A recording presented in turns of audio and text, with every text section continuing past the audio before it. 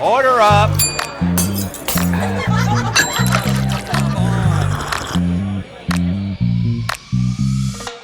Welcome back to a new season of Overproof. I am really excited to be back this time with new intentions for what the show is about. I've done a bit of soul searching and I've realized that what I really love talking about, and I think what will give the most of value to you guys as the listener, because I have respect for your time and I know that a podcast is taking commitment out of your day to come and listen to the conversations that I'm having with people. So I want to make the most of that time that we have together. And this season, I am back talking specifically to hospitality business owners.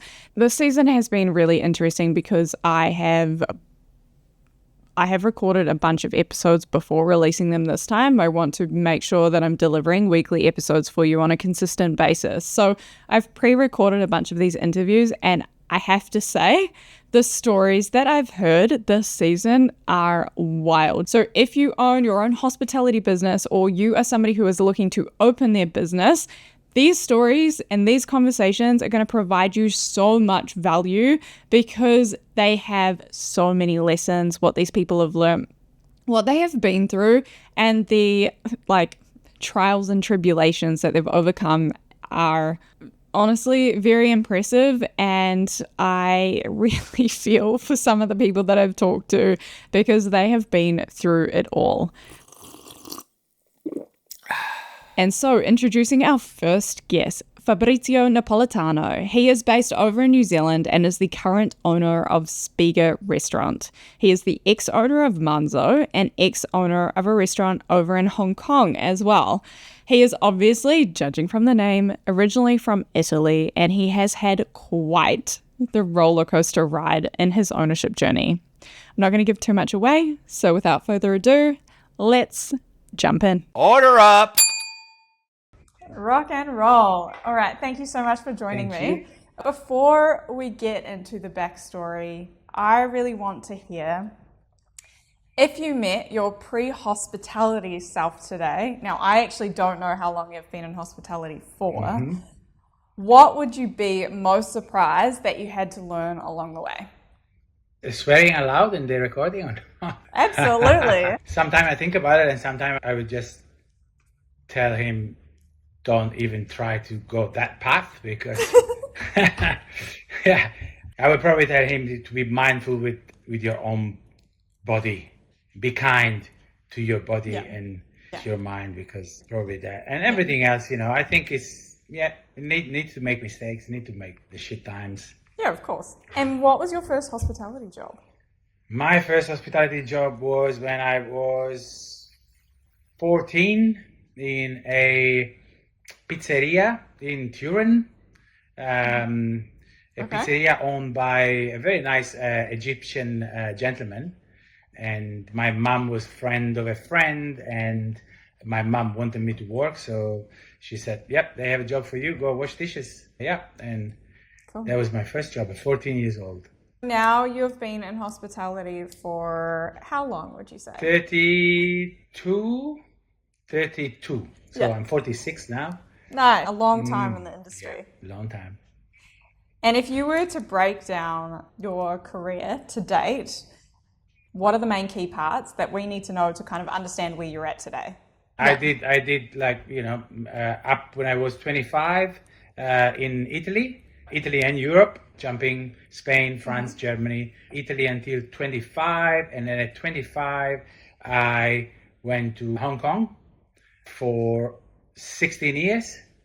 And after that, in 2019, we moved to New Zealand. So going right back, what's the reason that you left Europe or Italy? The reason was because I had to do my military service, and after that I went on holiday in Spain, and I met a friend of a friend, and we were sharing a house that, we were all on holiday. We were sharing this house, and this particular guy, Giacomo, was in transition to choose a job either in Thailand or Hong Kong at that time, and he ended up choosing the one in Hong Kong. And few years later, 5 years later, precisely because I was 20, and 5 years later, I then joined his second restaurant in Hong Kong. So he was the reason for it. And did you speak English at this stage? No, and I've never been on an airplane in my life before. Going to Hong Kong. Really? Man, that was one of the most terrifying things of my life. Seriously, I never stepped on an airplane in my life before the British Airways flight. Never went to an airport in my life because back in the days, everything was car or bus or walk or bicycle. Yeah, never airplane. So basically I bought a ticket, one way only, and went to Turin airport, and I cannot describe the fear that was inside me, although I had to be very happy for everybody else and put the smile on, oh yeah, I'm going to Hong Kong. And I was still smoking cigarette at that time. And from Turin to London, obviously it's only an hour, got to London, really wanted to smoke, but I was not able to ask where I can smoke a cigarette, and I was so afraid of asking, so I did not smoke a cigarette for, I think the stopover was like 2.5 hours, for 2 hours, and then I saw someone with a packet of cigarette going to a smoking room. I ran, and I think I smoked a packet of cigarette in half an hour. Yeah. Yeah. Oh, well, that has to be like a huge thing, man, for you, like growth-wise, right? To move to another country, which is a completely different culture. You don't speak the language. You've never been on a plane before. Yeah, that would have completely changed who you are as a person. Right? Amazing. That was probably the best choice I've ever made in my life. Yeah. Oh, good. Yeah. And when you stepped off the plane, how was the first week or so in Hong Kong? Oh, by the way, I did not left my seat for 12 hours because I was afraid of asking the person next to me, please, can you stand up because I need to go to the bathroom. I did not left my seat for 12 hours. Yeah, that was horrible. Got to Hong Kong. Oh, bless. Yeah, got to Hong Kong, got out of the airport, got out of the gate and everything, went to pick up my luggage. Somehow I did it.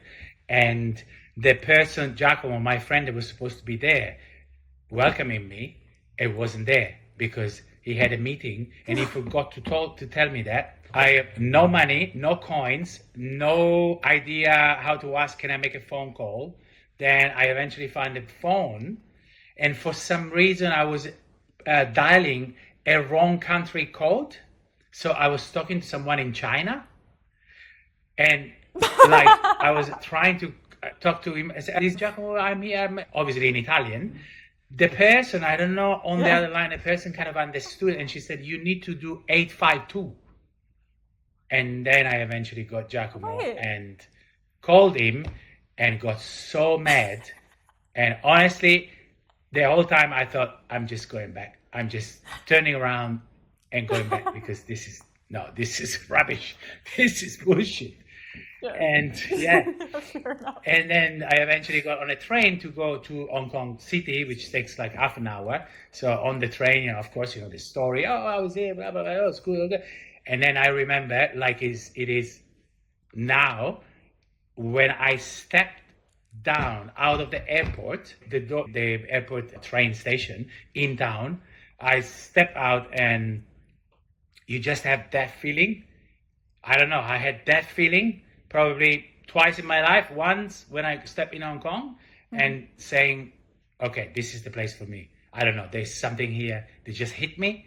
And I don't know. There was something like that. And it's very hard to explain. I've not seen anything about it yet. Just, outside the door, and just the cars and the buildings and everything. I'm just, oh, this is it. And the other time was when I married my wife. That's it. Yeah, those were the two times when you knew it, that's so nice. When you met the person for you. So yeah, those feeling is, it was amazing. Yeah. But you can't put your finger on what exactly it is. Yeah, no, it's just, but you can feel it. You feel it. And how long were you in Hong Kong for? 16 years. 16 years. Yeah. Yeah. And you met your wife I met my wife there. Yeah, right? I met my wife after 6 years. Yeah, so we both got to Hong Kong at the same time, 2005. We didn't know each other, but we only met each other in 2011. Yeah, When you yeah, first went to Hong Kong, you were working at a restaurant. yeah. What was that? What was that one? That restaurant was called Goccia, Goccia, and it was a beautiful Italian restaurant, a two-floor, amazing, in center of Hong Kong, just in the middle of everything that's happening and the clubs and everything. And next door we had the sister restaurant of Goccia, which was Divino, which was the one that my friend built first. And yeah, and I did 8 years there. 8 years, I Wow. was the sous chef at first, and then got promoted, and until became the executive chef of the restaurant. Yeah, for 8 years. Did you learn English there, or where did you learn English Yeah. in all of So this there, mix? I kind of like, I remember I was, I was constantly asking for translation. So I had to have someone next to me Yeah. to speak Italian. So whenever, you know, I remember that night, that particular night when I landed, they brought me to the sister restaurant, and I was, the new Italian in town, and everyone was introducing me to it, and people were asking me questions, and girls would ask me questions, and I wanted to, but I couldn't because I'm like, what did she say? What did she say? Oh, what did she say? Oh, what do I have to say? Oh, and it was hard. It was hard, but I don't know. It's one of those things that you kind of like, your brain is like, man, you either wake up and just do it, because otherwise this is not going to work. So yeah, just listening and Yeah. asking constantly, and yeah, people were very patient, and especially ladies thought that was very cute that I didn't speak English and only Italian. So there was a winning card for me, of course. Yeah, I only ask because I think it's very common that, or maybe not so common anymore, but it's quite common with the people that I know that work in the industry, that they left their home country not being able to Yeah. speak English, and then they now work in, like my husband, for example, and then they now work in somewhere where they speak English very fluently, like yourself. Like, you do have an Italian accent, but it's not super Oh, strong thank you. anymore. Thank you. And so I find it very interesting how they learnt to speak English, whether it was through school or through work or trial and error, which it sounds like for you Yeah, guys. yeah, yeah. I mean, it was Yeah, good. It was, yeah. it was, a good challenge. And how did you come to the conclusion that it was time to open your own venue in Hong Kong? I came to that conclusion because it was a mixture of emotion. It was anger, it was unhappiness, it was frustration, it was desire. It was a little bit of a mix of everything. The restaurant I was working Why for, anger? anger because I don't know. I was angry because I could see that everyone else was succeeding and was like making it, and I was not, and I was just working for someone. Which, by the way, in Hong Kong, salaries are very generous, and I should have just been happy with that. And but towards the end, obviously, there's friends involved and friendship, and things get a little bit too mixed up, and I was never very good at making that like boundaries. My friend Giacomo was very good at that, and he always kept things like, okay, look, we're good friends, but you work for me. And I was never like that, because maybe I was too young and immature, and I was always trying to, but it didn't work in my advantage, to be honest. It only worked in my disadvantage, because obviously at the end of the day, it was his restaurant and not mine. And but anyway, the restaurant got to a point where after 8 years, the landlord was talking about doubling the rent, which was, I give you a number and you look at me, and it was the equivalent of something like 250,000 New Zealand dollar a month for rent. Yeah. Whoa. Yeah. Oh. So those are the numbers that in Hong Kong at that time, we were talking about. Yeah. Oh, you would have to be making Oh. huge to be able to afford that. We were selling non-stop. I remember we had weekends where we did Friday and Saturday, and we were selling 400 bottle of BCP a weekend. That was insane. Yeah, right. Insane. Okay. Seriously, it was insane. It was golden year for Hong Kong. Yeah, It okay. was amazing. And yeah, but yeah, it got to an end because, 8 years is a long run for a restaurant in Hong Kong. And I met my wife that time. So, I kind of like, okay, maybe a little bit of, I wanted to show my wife that I was good because she was really good, really successful. That a little bit of a macho man feeling. Yeah, and I just said, yeah, it's time for me to go, and yeah, I resigned, and that's it. The rest of them anyway closed down right a month after I said, not because of me. It was already decided, everything was already planned. Yeah, and I went into this venture. And did you do it with your wife, or that was by yourself? No, I didn't know. I didn't do it with my wife. I did with a couple of business partners, because the investment in Hong Kong are quite substantial. I had one of my best friend, Ricky, and I had other two friends, one German guy and another French guy. We did ask, my business partner, Ricky, asked my wife if she wanted to invest. And wisely enough, Taryn said, absolutely not. Otherwise, she was too smart. Yeah, she said, nope, I'm not going to do this, because otherwise restaurant fail. If restaurant fails, the marriage fails and everything fails. So not good. Nope, no, thank you. Smart lady. Very smart lady. I think in different ways, because I think she's a great businesswoman, and she knew that we will get to this point while we talk about it, which is very painful. Yeah. But I think she knew. Yeah. And so with that restaurant, before we get into how that went, how did you find your business partners, out of curiosity? Customer. So you said one was a friend. Customer of the restaurant, the Italian restaurant I was working for. So they were all coming there. When I got to Hong Kong, I met this local lady, and my ex-girlfriend, which we were together for 4 years.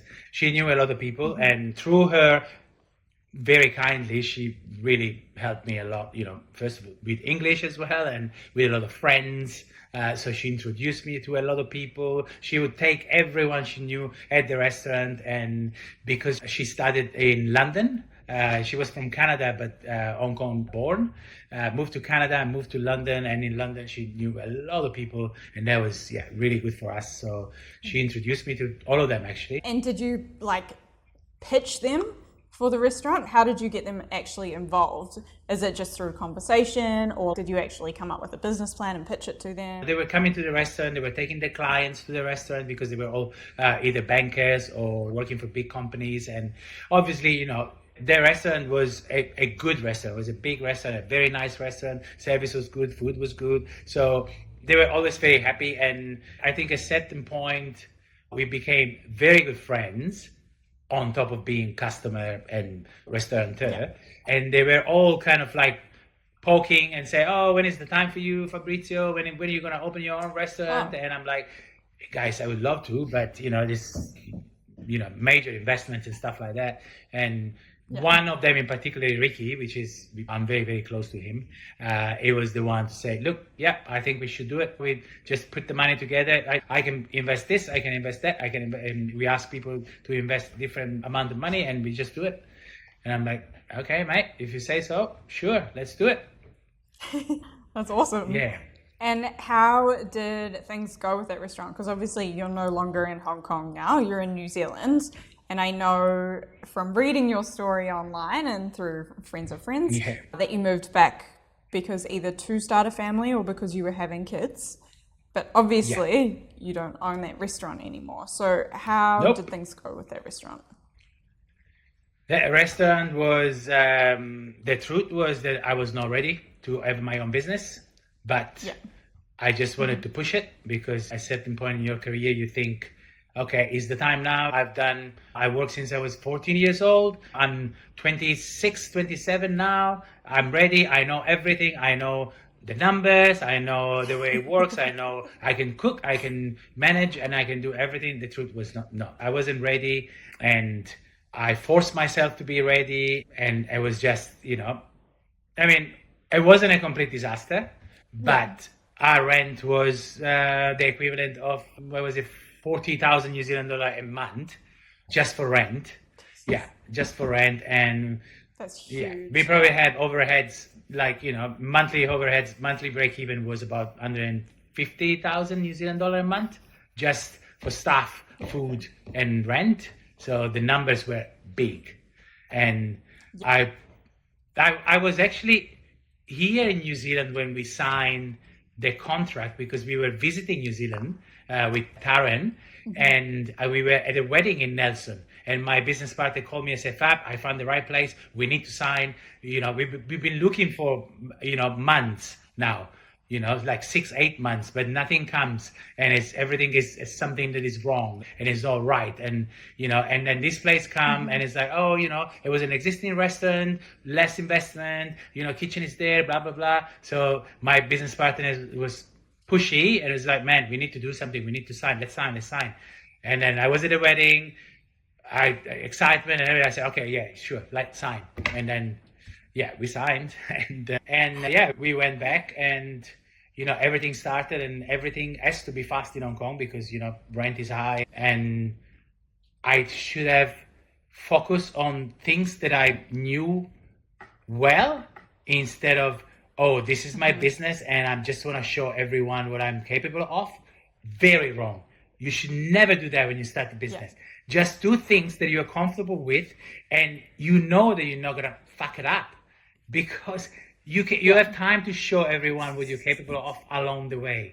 But I made a mistake, and I learned that mistake because and things were not ready. I wasn't ready. The team was not ready. I was also a different person because I was not responsible. I was still drinking. Hong Kong is a big playground for adults. So, you get hooked to things very easily, and I was not in a good space.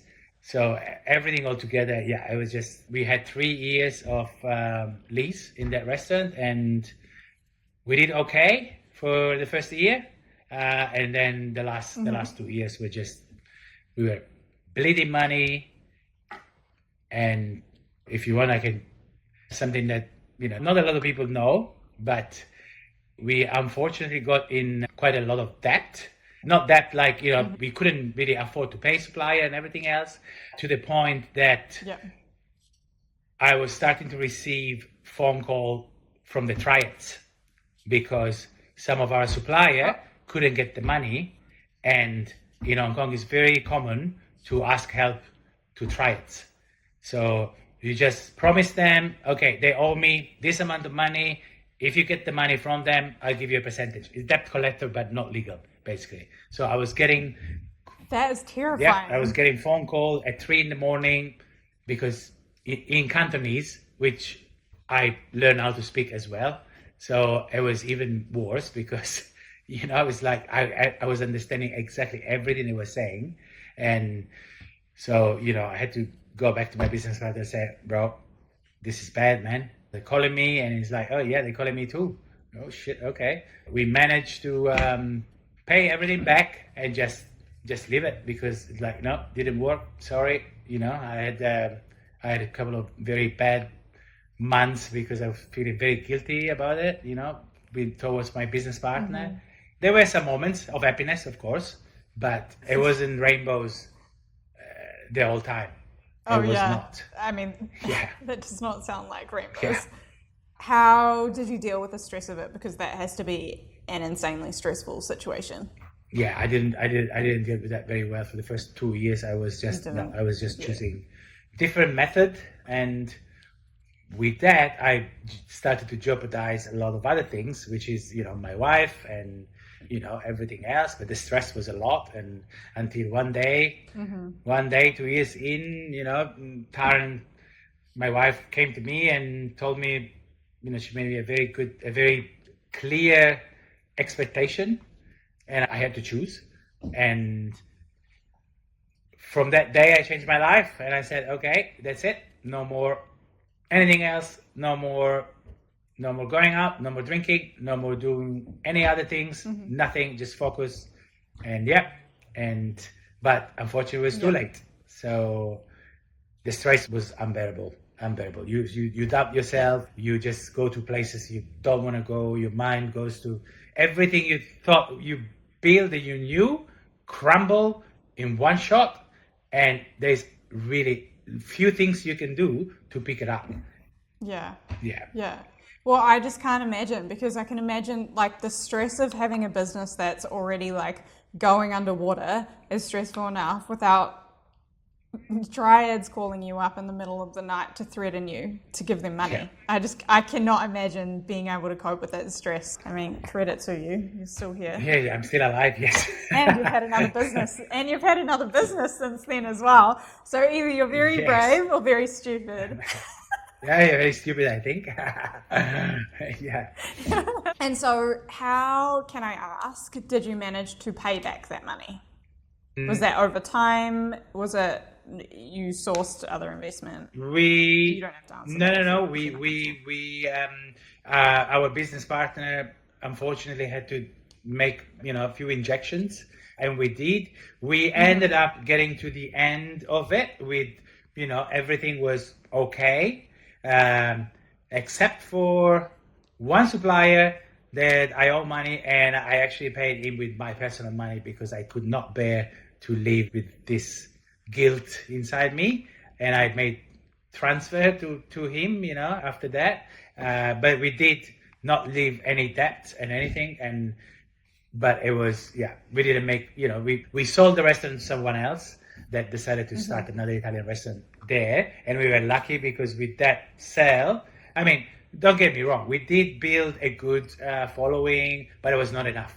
It was not enough because all of that. So it was just luckily that my business partner knew a lot of people, and we were supported by good friends, and we managed to make everything square and no debt. It was wild. After that, we still had a little bit of time. So that was from 2014 to 2017 beginning. We moved to New Zealand in 2019. So in those 2 years, I decided to go and work for someone else, and I was lucky to get a job as a private chef for a very wealthy person. So for 2 years, I just did that while waiting for Turin to be able to sell the company, which was way more successful than my company. She had a catering she company, had a right? very successful catering company, and Cool. so we were just waiting, waiting for the. And in the meantime, in Hong Kong, all the political unsettlement was starting. So it was really time to go. It was like, we have kids, 2 kids. Expenses are really high. Yes, we do have a good business. The catering was a very good business, but I think it was time to go. And 2019, before COVID, we moved. We managed to sell everything and moved to New Zealand. And how long were you in New Zealand before you opened up Spiga? And what made you come to the decision to do it again? So 2019 we got here. We spent a year just focusing on the house. Karen managed to buy a beautiful house, and which is our home now. And we did some work in the house, and I don't know. We thought about catering first because obviously Karen was extremely good at that, and I can cook, and that would have been the perfect kind of match. But we did hire a few catering company while here for events, private for family stuff, and we did some gigs between me and her for friends. And I don't know, we thought there was not, maybe we were too used to the Hong Kong style, but we didn't feel comfortable, and we didn't feel like, okay, yes, there is good opportunity here for catering. I don't know, demographic, different business, different country, different everything. So we thought about it, and the other option was either go to work for someone else, which I did because I did set up a restaurant in Ponsonby first, help someone and work for someone. What restaurant was that? There was Elmo's. It was a pizza place in Ponsonby. Cool. Yeah. My auntie lived just around the corner, so she said, they're setting up an Italian restaurant. Maybe you should go and ask so you get into the New Zealand food and beverage business industry. And I did. I think I was paid $25 an hour. So Yeah. And Taryn looked at that, and it's like, man, are you sure it's not all the way around? Because it might be 52, not 25. And I'm like, no, mate, I've asked them. This is what they pay. And I'm like, oh shit, okay. I'm like, okay, sure. I was in a good state of mind, and I said, I think it's worth it. I think I need to understand, people, supplier, and it was good for me and good for them. I put a lot of effort in the place, and I really set it up as it was mine. I think they recently sold it, but it was very successful for a while.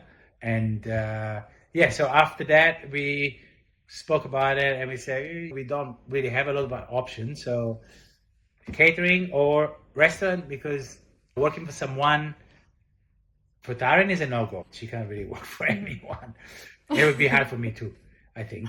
So we just suss around where we live, but very expensive rent, and we couldn't find the right place. And then we went close where Spiga is now. Our landlord also owns another set of shops, and it was a very big site. And the idea was to do like an Italian high-end supermarket where you could buy your goods, but also had some little corner where you cook, like some fish, some meat, and customer could do the shopping and also sit down and eat if they wanted. But the numbers didn't really work. It was quite a big investment. So our landlord suggested the actual Spiga venue, that where Spiga is now. And we said, okay, yeah, that works. Nice area. The space is not extremely big. A good project behind, good philosophy behind. Revamp of an area that never been really successful for F&B. All the boxes were ticked. So we said, okay, let's give it a go. And was it an existing hospitality site or was it a completely new site? Like what sort of fit out did you need to do? So it was an existing restaurant, but they had ripped everything out because they had a big project in mind, which was to build this big hub for food where now there is 4 restaurants there and every restaurant has a little pavilion in front. So they basically gave us the space bare shell, but the toilet was there. So yes, if that was a game changing, I remember reading it in one of your Instagram posts to overproof. You remember to check the toilet because it's extremely expensive. Probably more expensive than the kitchen. Man, crazy. But also the toilet, check the regulations because when we set up, I didn't realize we had to install 3. Yes. So a disabled toilet and 2 normal toilets in a tiny venue. Yeah. It's insane. Yeah. That's one big learning that we took out is check the regulations before you sign the lease because once you sign it, you can't back out. Yeah, absolutely. Yeah. And to be honest, one of the deal breaker was the toilet. The toilet was already there, it was built, it was very nice. Okay. They spent a lot of money for this place because they used Italian marble and stuff. Okay, this looks good. We only have to fit out a space with tables, chairs, and everything else. If you have that existing sort of infrastructure in the venue and even things like we didn't consider electricity, plumbing, we had to do a full fit out. They had to dig out the floor and put plumbing in. It cost us so much money. Yeah. And you don't think about those numbers because you think about, okay, I need to put a pipe in the ground, and you don't think that, okay, you're gonna have to pay someone that can't break it, someone that pick it up and throw it, the plumber that come and put the pipe in it, the person that come and check that everything is okay. Mate, you already spent $40,000 there. Easy. So true. And for Spiga, how did you source investment for that one? We didn't source investment. Spiga was all us. Oh, you. Congratulations. Well, no, actually, no. I mean, us, yes, but it was the Turin sold a company in Hong Kong, and that allowed us to really start something here in New Zealand. Yeah.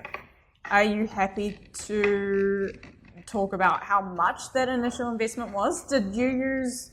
So for us, when we did our fit out, we went with a development company. So some of the fit out was tacked onto our rent. So we paid it back over time rather than doing the whole fit out ourselves. Yeah.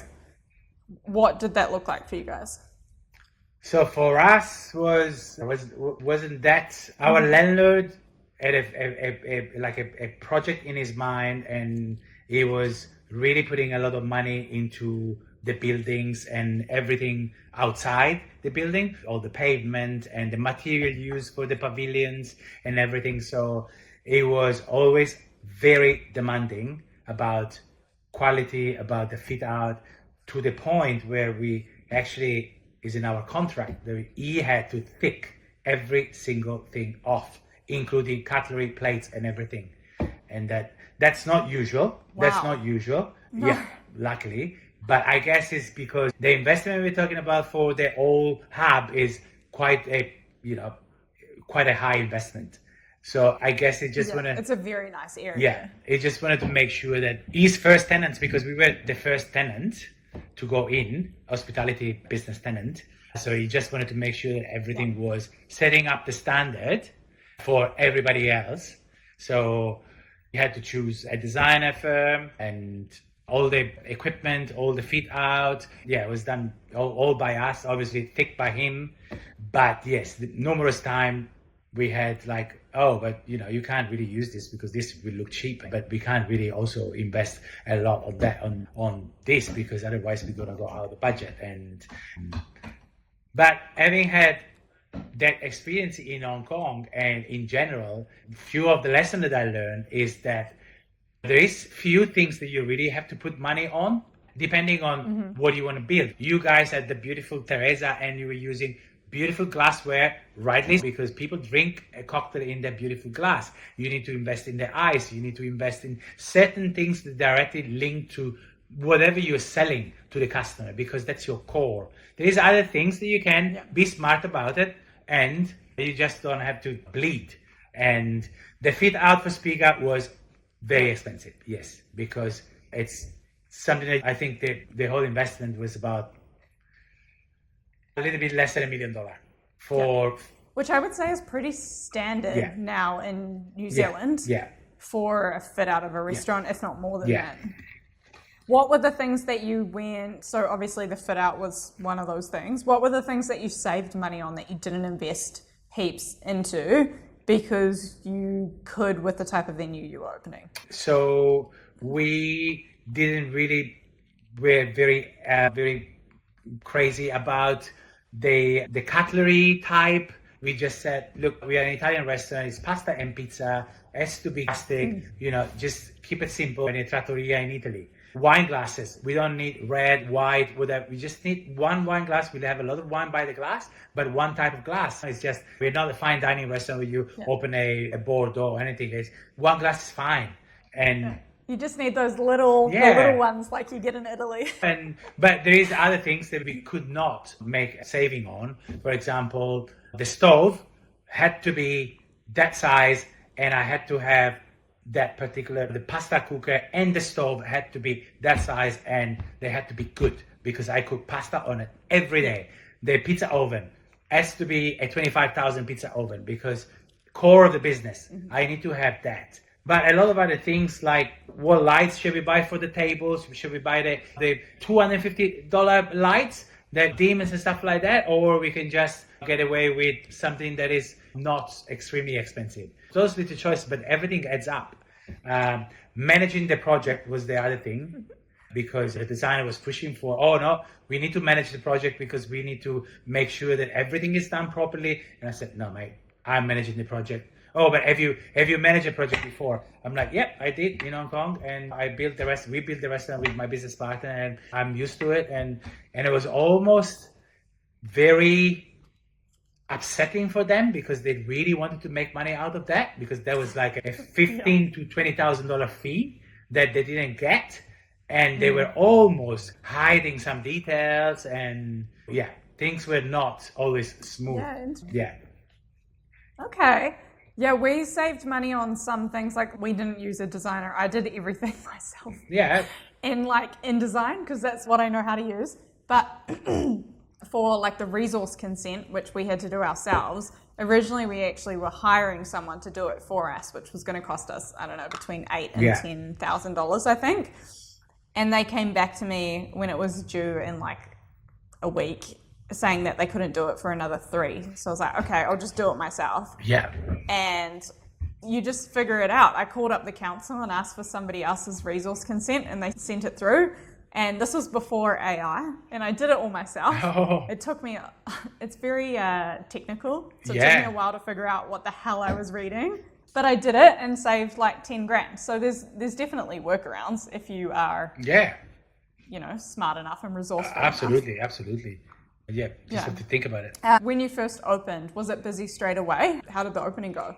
So for Spiga, if you've seen the venue, So we have a small room, which was the first room that got given to us, with the promise to build this pavilion that we now have. So the first Spiga side was only 16-seater. So tiny. so with 16-seater, we couldn't really provide for all the expenses that we had, because we have a house, we have a mortgage, we have cars, we have normal family life, food, those things. And 16-seater was not enough. But we said, okay, we're going to do it anyway, because obviously you guys are going to build this pavilion, which is going to add another 35 covers, so that would make like a 50-seater restaurant. Okay, works, number works.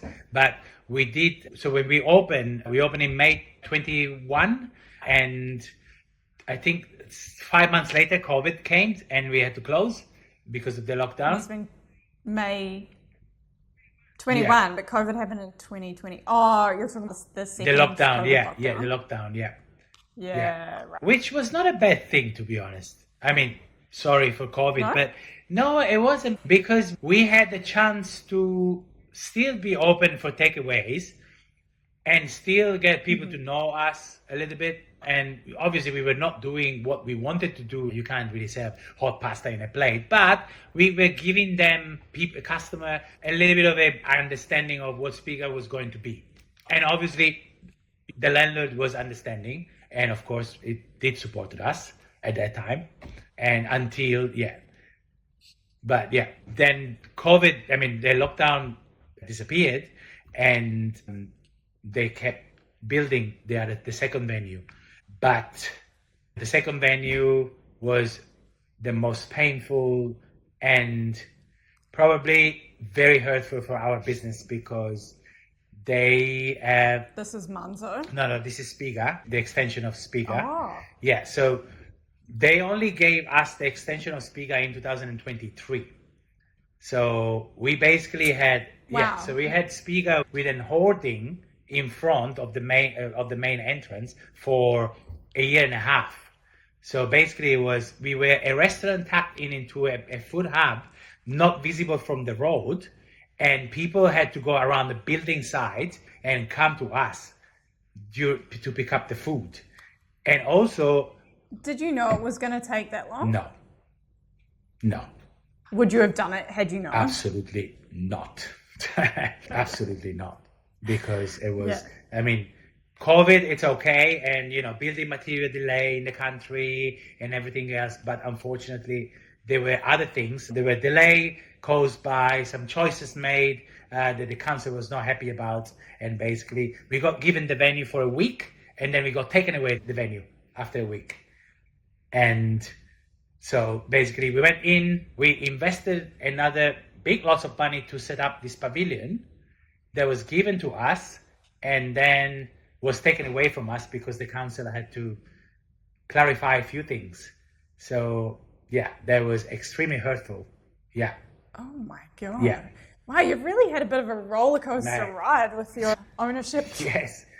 And all things that you can't control, all things that you can't do anything about it. I mean, this is not pointing finger at anyone. I mean, obviously the landlord was always very supportive, during this procedure. So I shouldn't say that it was not. Yes, it was. But at the same time, we just built a restaurant, we just built up our clientele, and we opened a bigger venue. And now we're telling everyone, sorry, we just go back to the normal one because blah, blah, blah, blah, blah, blah. And we just missed the train. You just missed that. The momentum. And people and new restaurant opened at the same time, so the Spiga novelty worn out kind of quickly, and so that's why it was quite hard to get back. So you had it for a week, they took it away, and you got it back again, right? Then we got it back again. Everyone worked really hard. How long did that take? 9 months. Oh no. And that's terrible. It would have been okay if we would not have invested another $500,000 for the pavilion. So we basically got sucked out our bank account $500,000 to allocate for the pavilion. Everything, the building of the pavilion, again, was bare shell. Plumbing, everything else had to be done. Set up, fit out, everything. And the money just get parked in that spot that did not produce anything for 9 months. Wow. Yeah. Fabrizio, I'm surprised you still have hair. We don't really have options, to be honest. And that was the last lot of money that we Yeah. had, because obviously, there was a lot of going out from our bank account, our savings, and we knew it. We knew that was going to be a little bit tough for a while, but thinking, okay, we're going to have a big operation that produces money and we're going to get back on track. But no, with this boom, stop and go. And yeah. I did not know about that part of it at all. I'd never heard that before. Yeah, easily forgotten by a lot of people, like on purpose, some people on purpose. On top of Spiga, you also opened up Manzo, which was a steakhouse restaurant. Yes. Which we were lucky enough, thank you for hosting us, to do a you. pop-up when our business was not going so well after the cyclone. It was pretty good, actually. Yeah, it was good. It was really nice vibe. Yeah. How did that go? Why did you decide to do Manzo on top of Spiga?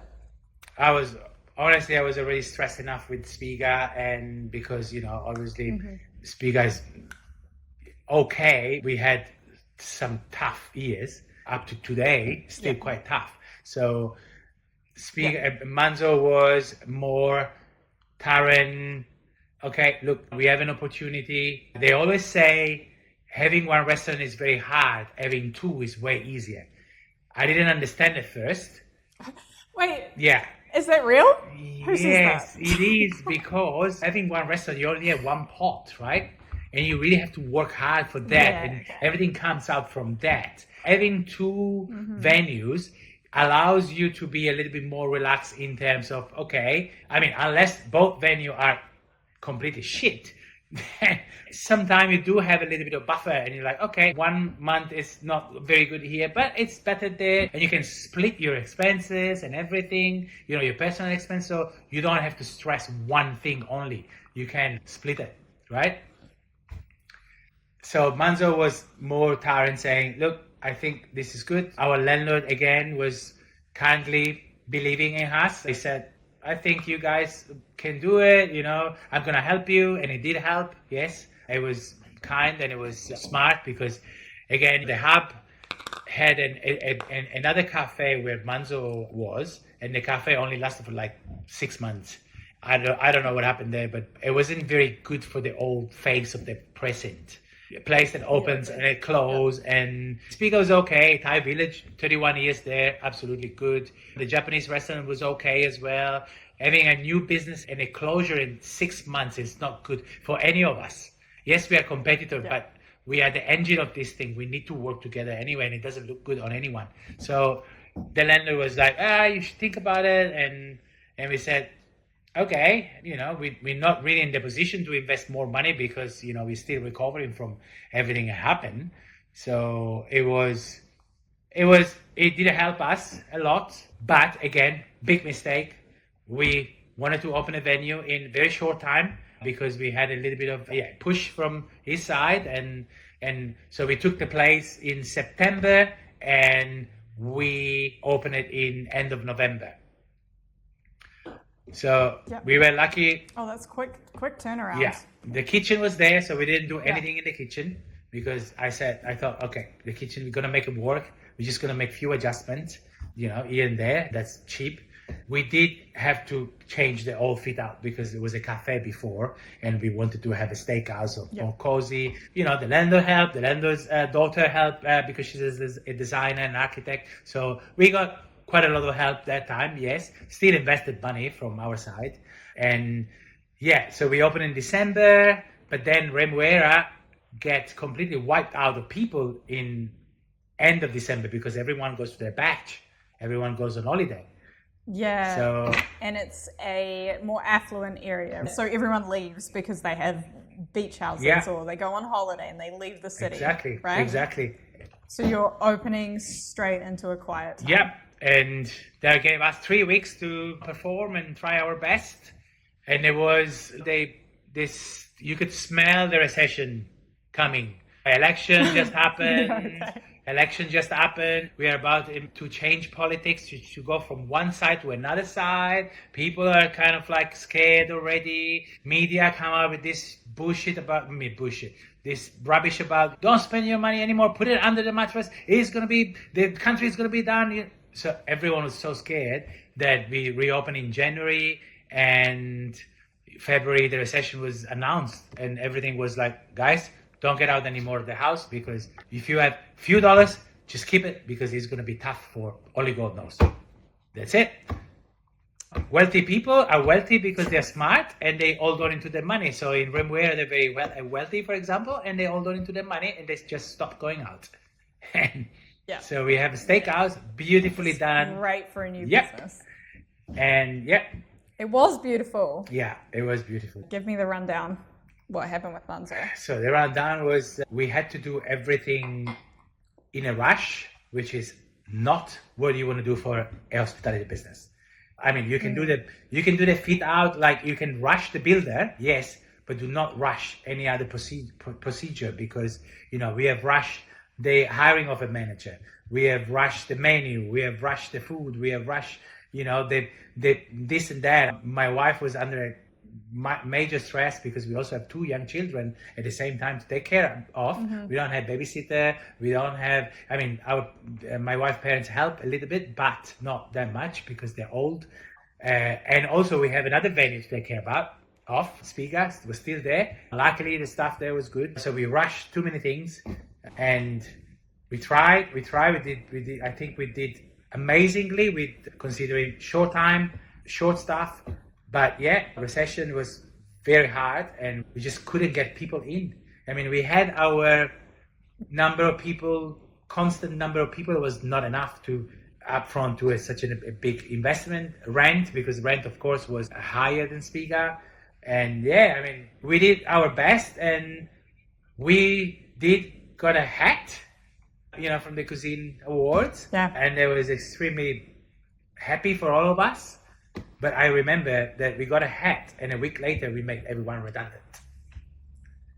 How was that conversation? Did they know it was coming, or? Well, for a few months I was kind of telling, they could see the numbers, and everyone was really understanding. Everyone was like, look, chef, if you want, I can cut my hours a little bit. And everyone was trying their best because, I don't know, they believed in the project, and it was also quite hard to find a new job. Really hard. Because I had this feeling of being so mortified and so guilty about, oh shit, I just hired all these guys, and I will have to tell them, guys, sorry, we can't do it. We literally cannot do it, and we are trying our best. And in the meantime, we were kind of like sucking out all what Spiga was doing to cover the cost for Manzo. And was there like a specific point where you made the decision that you were going to stop operations?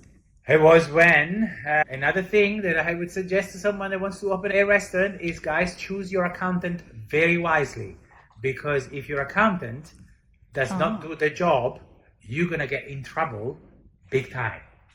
And that happened. Okay. So it was Christmas. After Christmas, we closed, because we always close Spiga for 3 weeks, and Manzo was the same. So we worked for a couple of weeks in December, and then we closed for 2 weeks. So we were in December, and then we received an email from our accountant saying, oh, by the way, you need to come up with this number very quickly. And then we just find out an amazingly sloppy, incompetent behavior by our accountant that just threw us into a major hole, a big, deep hole. And that was definitely the time where I told my wife, I said, look, man, we need to make a choice. We have 2 restaurants. One is well known and is still kind of like holding on. We are in the middle of a recession. We just opened this restaurant, and no, we can't do this. Otherwise, we're going to lose everything we have. And sometimes you just have to make that call, right? Because otherwise you're just going to make the hole bigger. Yes, exactly. And it was very Were you able to get out of your lease? Obviously, when you open a new business, you have to sign usually a term lease for a certain amount of time. Yeah. Was your landlord good about that? Did you have to find someone to replace it before you could stop paying rent? What did that look like for you?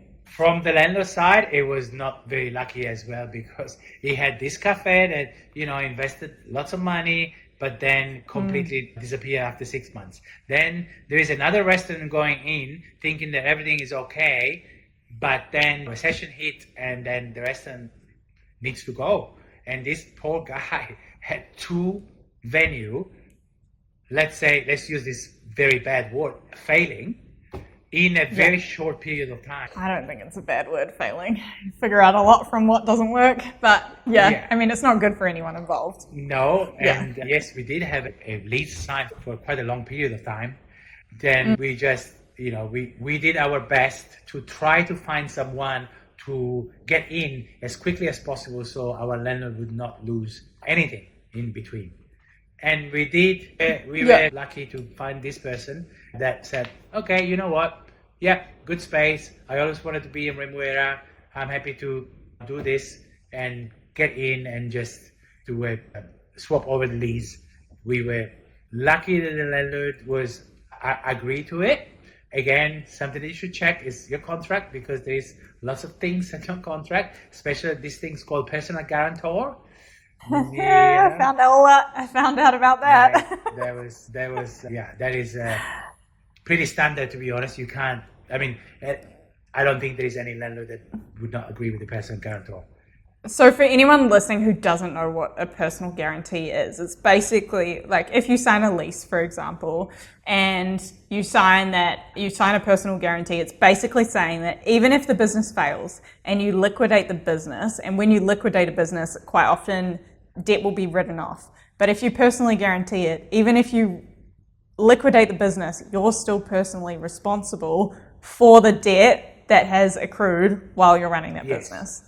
And anything like ongoing. So even if you had a lease that you terminate the business, but if nobody else is paying that lease, you're still responsible for that lease until such time as your term ends. And which can be a lot of money. And the landlord is also not obliged to write off the personal guarantor, even if you assign the lease to someone else. So the landlord can actually ask you. It's as per the law, the New Zealand law, he can actually come and chase you. During this procedure, obviously, we have the solicitor to do all the paperwork, and our solicitor told us, I've had a case where 5 tenants have been chased. So the first tenant had been chased through 5 different tenancy, and the landlord asked money to the first tenant because the personal guarantor was still in act. And so is that bad? So even if somebody else takes over the lease but their business fails, you're still responsible for the lease even if their business fails. And even if the business doesn't sell and this guy doesn't want to pay the rent, they come back to you and they say, mate, you didn't pay the rent, so you need to pay. Yeah, I can imagine, especially when you have 2 kids and a mortgage as well. Like, you're not short on responsibilities. How is business going now? Because I'm not in New Zealand anymore, so how's the economy going? Obviously we had that terrible 2 years. It was a build up of the recession, and then was the recession year, which was probably the hardest. And we had last year, which was a little bit of a mix. I think a little bit of release from the bank, and people had this a little kind of false rainbow thing appearing in the sky, and everyone went a little bit like, okay, but then everyone retracted and everyone was like, oh no, shit, no, this is not good, we're scared. So the whole year was very unstable. Like, we had some extremely good months, but we had some extremely bad months, and nothing made sense last year. Everything was like, the winter was supposed to be really bad, but was very good months, and before Christmas was supposed to be really good, but we had some shit months. And so you're like, man, what the hell? We can't make forecasts, we can't make budget or anything, because it's all over the place. Still on the roller coaster. Yes, still on the roller coaster, and people seem a little bit more inclined to spend a little bit of money, but I can tell you that everything, spending culture money have changed. And if before there was a little bit of customer looking at, okay, I'm okay in spending for quality a little bit in the last 6 months, and I'm afraid this is going to be for quite a long time. People are like, nope, just price. I don't care about quality, just price. Ah, interesting. Which is not ideal for us. Yeah. Have you had to change the offering of your business? Slightly. We never did any 50% discount, or we never did like a first table thing. We never really believed in you get one, you pay for one, you get one for free. We never really did that. We did like probably step down a little bit. Instead of offering quite modern Italian take on the classic, we have introduced more classic and less modern, so people feel they don't have to adventure so much. More approachable and more straightforward. And price wise, yes, we had to reduce our prices a little bit, which is not good, because to be honest, it just reduces our profit a lot, which is already really little. One thing I do want to ask, because I think it's really useful for people to understand, is first of all, so how many seats in total do you have at Spiga now? About 55, 60. So when you are busy, it means that like with 55, 60 seats, when you are busy, it means you can like make decent money, right? That's one thing I found out from having a smaller venue. It's really hard to make what's the saying? Make money when the sun's shining. Whatever the saying is. Make hay when the sun shines? That's the saying. So do you know, on an average, what your labour percentage is and your cost of goods percentages for Spiga? Last year labour was 34 average for the year. Yep. Food cost was about 34. So when you have those together and then you have expensive rent as well, it is hard to make money in New Zealand hospitality as a business owner. I think we are on a probably 4-5% margin. It would be ideal to get to maybe 11 or 12, which would be amazing. We have not run this business ever on a profit of that percentage. Yeah, that'll be the goal for the next wee while. Try and get that up. What do you think you're going into some more like direct questions? What do you think the biggest shift has been with you personally since owning businesses? Because you've been through a lot in your time of venue ownership, and you're probably a very different person to who first got on that plane from Italy. Totally different. What do you think the biggest like change or growth has been for you personally from owning venue? I think at a certain point you have to make a choice, and at a certain point of your career you have to make a choice, and you need to drop the worker image and you need to step into the business person image, which I have. It's hard to do. I've battled that and I still do sometimes. However, with this last kind of experience, I did have to step more into the business figure, but it's hard because you think the biggest mistake is that you think that, oh, I'm not going to be supportive to my staff. The staff is going to see it. The staff is going to think that I'm just one of those boss that just wants the money and make them work. And because I still clean the kitchen. I clean, I wash the dishes when it's time to wash the dishes, and I cook. I actually do a session a week. So I do those things, but then I think, I feel guilty but no, you need to step. You need to leave it on the side, and you need to wear the business person clothes, because otherwise, my wife always tells me, it's like you cannot buy yourself a job. You need to be the business person, because you can't just be, the work need to make money for you. You don't have to be slave of the job. But you think... Otherwise, what's the point? You might as well just go work for somebody for a low-paid job. Yes, exactly. What's the point in choosing to be a businessman if you have to do have to have the same behavior as... And that will give you more time to think about strategy, to think about things, what to do, free time to make more money for the business, because you're free and you produce money in a different way.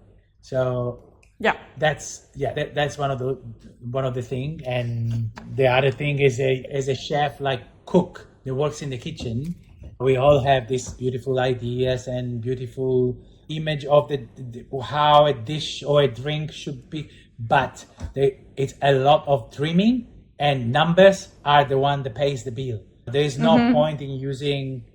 Yeah, you can use so many nice ingredients and expensive ingredients, but then the dish costs 80%. Man, yes, sells the most because people are not stupid. People are smart. People see, oh man, lobster, crayfish, caviar. Yeah, sure. Oh, absolutely. I'm going to have it. Yeah, but there's a lot of other costs. And then but sales. Yes, but cost. So your sales are a lot, you spend a lot of money, but you don't make a lot of money. So sometimes you really have, and there is way to do so. You just have to be smart and do your costing. You do that very well with your thing on Overproof. It's very informative. Yeah, but I learned that the hard way, right? Because when we first started the business, we weren't doing that. And so that's why I share it, is because if you don't do it, you can get yourself in a big pickle. Whereas when we did finally put it into place, we cut our costs by over 10%, which is huge for a business. Yeah. But yeah, I agree. You do need to cost everything. You can't just do it on what you think is beautiful and tasty and delicious. It doesn't work. Nope. It's a nice idea. It's a fantasy though. What's one thing you wish you knew before you owned, even it can be in Hong Kong as well, but what's one thing you wish you knew before you owned a business? What's the one thing that I wish I knew? Probably a lot. I wish I knew that the numbers are more important than good food, to be honest.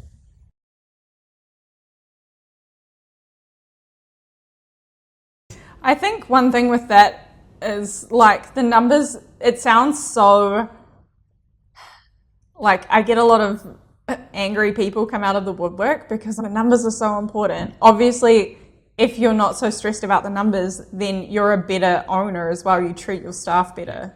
You are calmer. You're a nicer person to be around. I passionately agree with you. It's spot on, and I hated the number. And I remember I had, in Hong Kong, I have so many arguments with my business partner about this because he was a number guy. And it's very hard when you have a number guy and a cooking soul guy, because it's man, you cook food, but then if the number don't work, the restaurant doesn't exist and everything else doesn't exist. And yes, you can still be passionate, but you need to do it with a wise mind. And also, I wish I knew that you cannot just expect people to come to the restaurant and eat and drink just because. There is a lot of business like that, and yes, they might be successful or not, but if you give people a concept behind what they're eating and drinking, if that thing makes sense, then it's way more worth it, and people talk about it. It's not just it's not just a money exchange. So it has to be a little bit more than that. It's otherwise, and it's very hard because you cannot talk personally to every single customer. You don't call them the day before and say, okay, my restaurant is, no, you need to do it through few things: your social media, your menu, your staff, and your food and drinks, but all in one shot. You don't get to send your things at home to them first and say, okay, I like this, I'll go. No.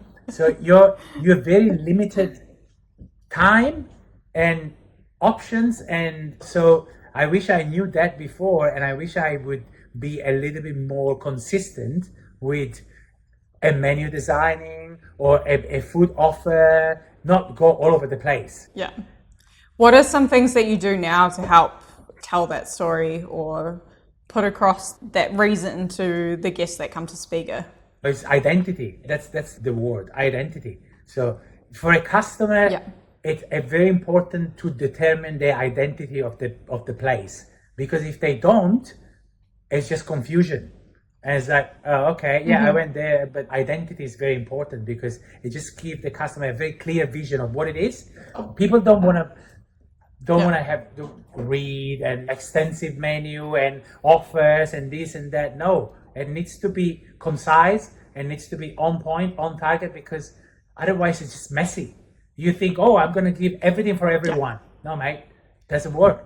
Stock, food cost, quality, it just all go against you. What is Spiga's identity? Spiga's identity since day one is very focused on using very real Italian products, to the point that we do import quite a lot of our own stuff that no one else has in New Zealand. The core stuff, flour, our mozzarella for the pizza, lots of the products that we have in the pantry, just very, very focused on Italian heritage, Italian good quality stuff. We are then we offer our take on very traditional dishes with a modern twist. So Spiga is like our interpretation of whatever is history for me and our food in Italy, but we do put a little bit of, you can call it ego, chef ego, a little bit of that, but not changing, and again, less is more. That's what Spiga is. Less is more. It doesn't have to have so many things, and no, it's just, that's what it is, straightforward. You can see what's in the dish, you can taste it, and that's very straightforward. It's not going around and around. When you've had business struggles or the downs in the business, are there people in the industry or mentors or relationships that you have that you reach out to for advice or for help? Not enough. You tend to carry everything on your own, and it's very hard for us because Tara and I are in business together, and unfortunately many times that turns into an argument and a fight, and sometimes inevitably blaming. Oh, you've done that. No, I've done it for you. You've done it for me. So it's very hard because we live together, we have a family together, and we can't really separate. It's boundaries are very hard. I do talk to my mother-in-law a little bit, Tara's mom. Okay. Because she's a great businesswoman.